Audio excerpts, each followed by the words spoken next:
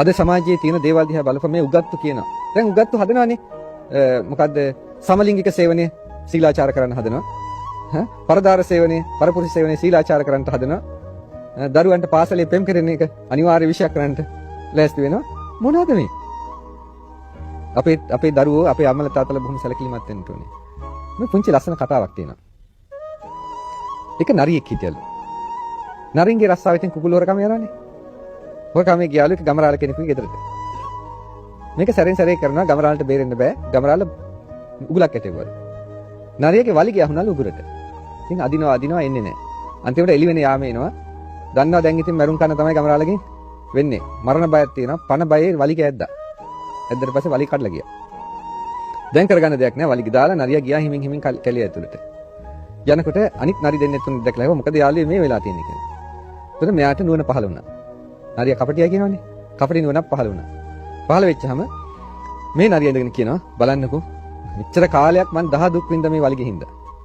බරට බරේ මේක එහාට මෙහාට වෙනනවා හැමතිස්සෙම. දැන් මට කිසි ප්‍රශ්නයක් නැහැ. හරි නිදහස් මම. ඉතින් මම මේ අර ගමරාලගේ අතන මේ ගෙදරට ගිහිල්ලා මම මේක නිදහස් කරගෙන ආවා. ඉතින් අරගෙන හිටව ඇත්ත තමයි ඒක න ะ. කියලා ඒගොල්ලොත් ලෑස්ති වුණා. අපිටත් මේක කඩා ගන්න ක්‍රමයක් තියෙනවා නම් හොඳයි කියලා. ඉතින් මොකද කරේ? නරි ටික කතා කළා මෙයත් එක්ක කතා කළා කොහෙන්ද කඩා ගන්න කියලා. ඉතින් එන්න මම පෙන්නන්නම් කියලා එක්කගෙන ගියා. නරි ටික පොලිමේ යනවා. යනකොට ටිකක් තලත්තානි නරියෙක් හම්බුණා. මේ නරිය හැව කොහෙද උන්නහැලා යන්නේ කියලා. එතකොට කිව්වා මේ බලන්නකෝ මෙයා දැන් කොච්චර ලස්සනයිද?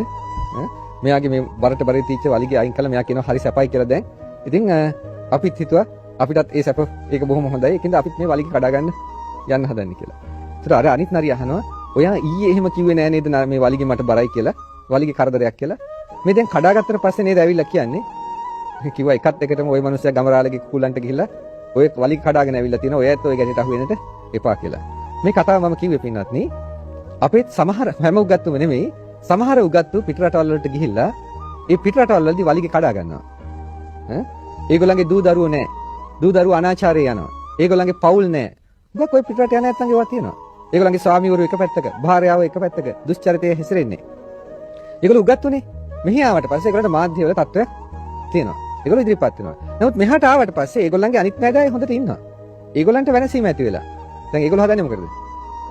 ඒක සීලාචාරයයි කියලා මේ ශිෂ්ට සම්මත සමාජයේ වනසන්නට හදනවා. වනසලා ඒව සාර ධර්ම කරන්න හදනවා. මෙහි සාර ධර්ම ටික වනසලා.